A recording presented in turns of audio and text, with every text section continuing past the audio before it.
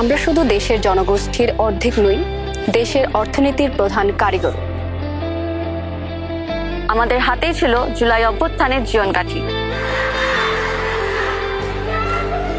যখন সবাই ধরে নিয়েছিল আন্দোলন শেষ, ঠিক সেই মুহূর্তে আমরা এই মৃতপ্রায় আন্দোলনকে জীবন্ত করে তুলেছিলাম।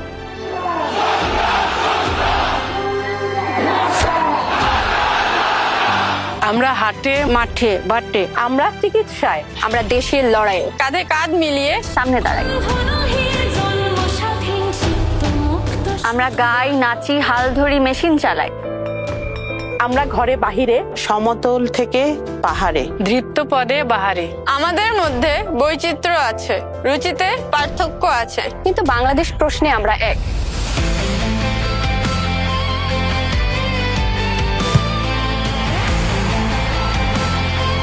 আমরা এক হয়ে ঠিক করব কেমন বাংলাদেশ চাই। এবারের ভোট কিন্তু দুটো। একটা হলো পার্লামেন্টে কারা যাবে সেটা নির্ধারণের, দ্বিতীয়টা অর্থাৎ গণভোট হলো ভবিষ্যতের বাংলাদেশ কেমন চাই সেটা নির্ধারণে।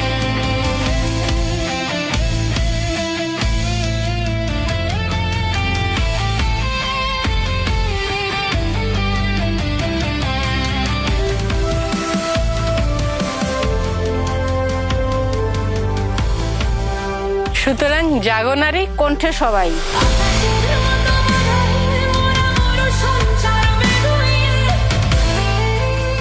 দেশের চাবি আমাদের হাতে। দেশের চাবি আমাদের হাতে। দেশের চাবি আমাদের হাতে।